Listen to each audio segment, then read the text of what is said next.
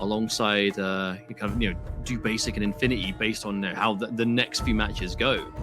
But Dizzy, even though he definitely can't qualify for tomorrow, has no intention on going down undefeated. If he is, they called it right on the desk, right? Carl was 100% on the money. This is the FGC. Just because you're not playing for a chance to, play in the top 8 doesn't mean you ain't playing for your own pride. No one wants to go down without winning a game, least of all someone like Dizzy, a player of his caliber, right? World finalist last year, major winner across Europe. Definitely not going to want to lose here completely. Hey, look, Dizzy's having a rough day today, but there's a reason he got invited. His legacy in MK11 speaks for itself.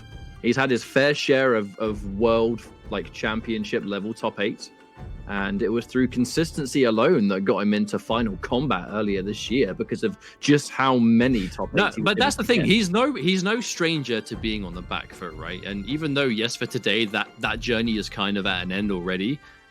He still had to. I don't think any single person was more stressed throughout the entire year of Pro Competition Season 1 than Dizzy was. Because he was at every event and he was sending himself to tournaments. He's sponsored now, but he wasn't sponsored the entire year. So he was sending himself to events, and obviously that's expensive. And he was at events and he was always placing well enough to get a chunk of points, but never enough points to really kind of cement him with a safety net. Not until Brazil game show. He had to fly to Brazil by himself, ended up doing really well that event. I think it was top 3 he got there, which gave him enough points to sit pretty and pretty much solidified his Final Combat placing. But I want to talk a little bit about the character selection here, right? So Cetrion versus Jackie.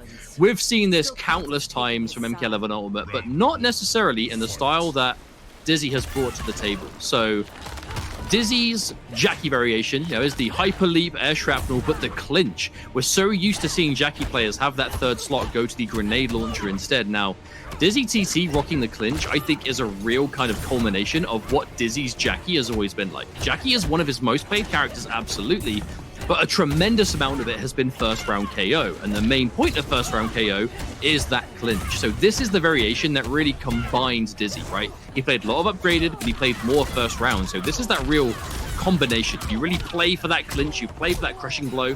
And even though the crushing blow management hasn't always been 100% for him today, the way it just changes the match completely when it's loaded is scary.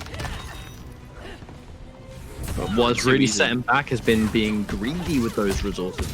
We've been talking about this constantly.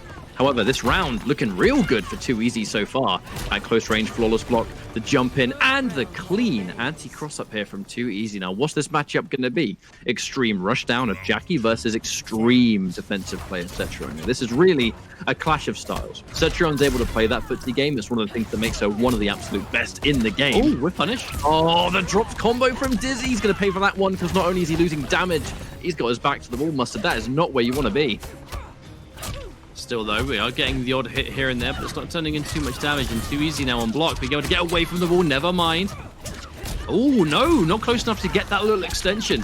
That up blast does launch in the corner off certain strings for a decent amount of damage, but not able to get it. Not close enough, 2easy. Looking really good here. Oh, but the roll away, and there's the punish.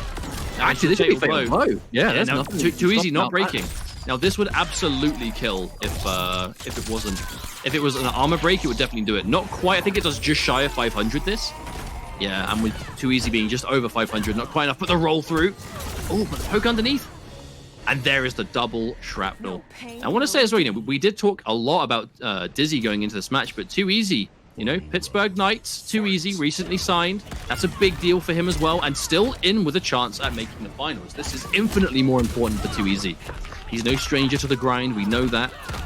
Obviously, we've seen week in and week out in the Open Series. Definitely not afraid of just this constant competition. And now he's against Dizzy, one of the best players in the world, but the duck underneath. Perfect read on that dash punch. It's unsafe on block, but if you neutral duck it, you are still in a really bad spot. Up 3. I actually like that use of up 3 there. Just because the wind's hit doesn't mean you're crazy. Plus, you can actually challenge it. It's why the Cetrion players have to amplify it normally. By the way, jump in, clinch again. Here's that crushing blow. What's afterwards? Can't chase it down, can't challenge it. And MVP for the punch, but no, Dizzy! That could have been the game! And the grab is going to seal the deal. That's a rather Shaky finish, to be honest, because that was almost a complete disaster. I think he's shaking his head as well. Like this, he knows he had the win. He just confirmed into the wrong thing. Let the whole string rock rather than going into leap. Still, though, if you are too easy, even more so, every round counts by now. Because should we find ourselves with a tie-break scenario, that is how it's dictated. There is no real playoff match, and unless it really goes down to the even why, we'll have to see. You'll have to cross that bridge if it comes. But the more rounds you can win, the more situation you'll put yourself in, or a better situation, I should say, for that potential tiebreaker. So even there, as long as Too Easy gets a round before losing a match, it's not a complete disaster. But the worst thing for him, though, is losing here. If he loses to Dizzy, that's it. He is finished today. As we start things off, bit of an expensive round start there with the bar of ant being used, but thankfully, regenerating meters means that if you spend it early, it's going to come back soon. Now the clinch. I always wonder, why does he use the clinch instead of the grenade launcher, right? Which is a very popular variation currently, especially in the Americas. But right now, a lot of UK players in general really believe in this variation instead, because you get the side switch, you got the giant crushing blow, the unbreakable damage that comes from the clinch off pretty much anything.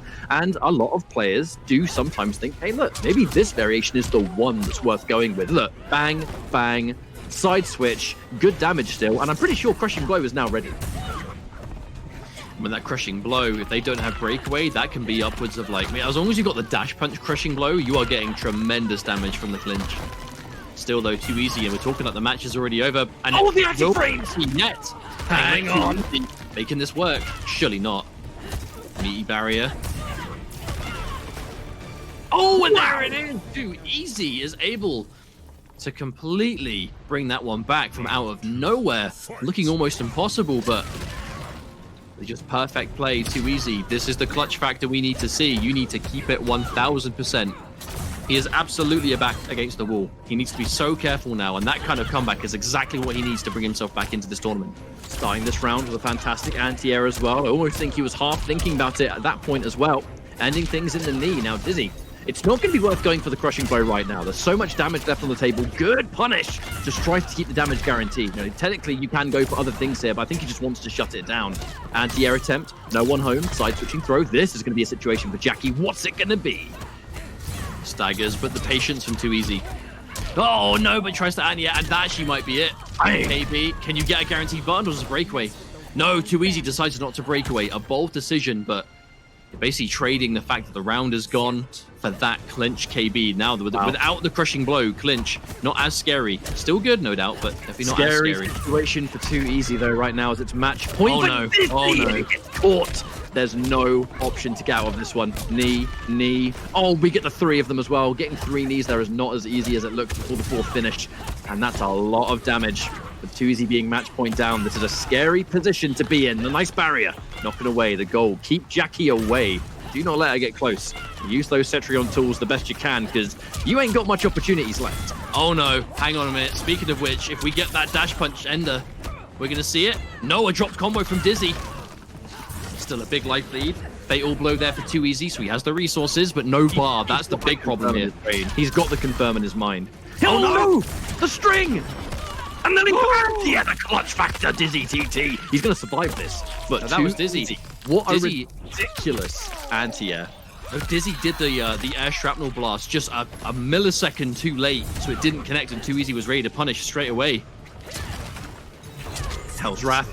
Oh! The advancing mid is what's going to finish the job. Too Easy will be devastated from that one. Off the back of such a clutch anti-air as well.